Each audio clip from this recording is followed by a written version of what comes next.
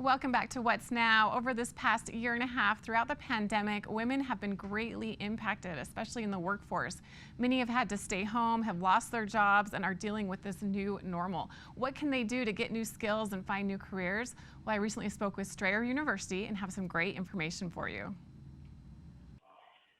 Right now, as we are emerging from the pandemic, a survey found that working women are ready for a change. In fact, 54% of working women are spending up to 5 hours daily searching online for a new job. Andrea Backman, president of Strayer University, is discussing this survey and has offers of advice to help women regain or change careers. Andrea, thanks for joining us. Thanks, Christine. I'm glad to be here. You know, it's such an important topic. So much has changed with women in the workforce throughout the pandemic. So why do you think women now are spending so much time looking for a new job? It's a great question. So at Strayer, we serve adult students, and 72% of them are women. And knowing that 2 million women stepped out of the workforce during the pandemic, we knew that we needed to better understand what was happening. So we commissioned a survey. 2,000 women responded, and what we found is that the majority of women in the survey were looking for work while they were working, so clearly not content in their places of work today. So we think it points to the need for even greater flexibility and for employer support and for true indications of a career pathway for women. So I'd say flexibility, support, and career pathways are really critical to women right now. They want change. What can women do to help themselves re-enter the workforce or change or advance their current careers? Yeah, I think there's three things I would point to. The first thing is that I believe everybody should have sort of their non-negotiables. So the 2 to 3 things that matter to you as a person and an employee, and those are what hang in the background. So don't ever go against those, whatever they might be. And then I would say, because I'm in education and I believe in it so much, I believe that education can really catapult a career or help with career change and certainly help with economic mobility. So I'd say, think about education or upskilling and reskilling, but make sure you look into places that are flexible and relevant to employers, meaning they have programs that develop skills.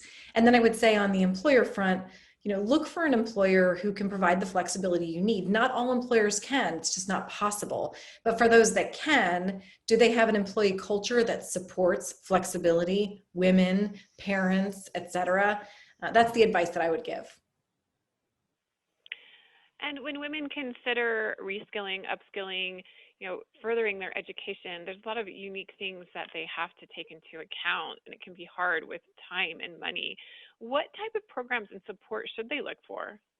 It's a great question. I am always so amazed at how working women who have all of these competing priorities, right, can also fit education in. But that's sort of how I've spent my career, is how can we, for example, like at Strayer, help people fit it in.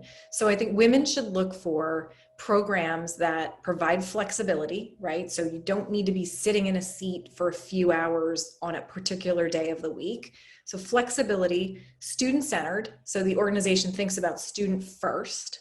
And then finally, programs that are relevant, right? Like how long do you want to be in a program to be able to better your circumstance? So think about timing, but also, do programs provide the skills that employers are looking for? Because if they don't, it's somewhat irrelevant.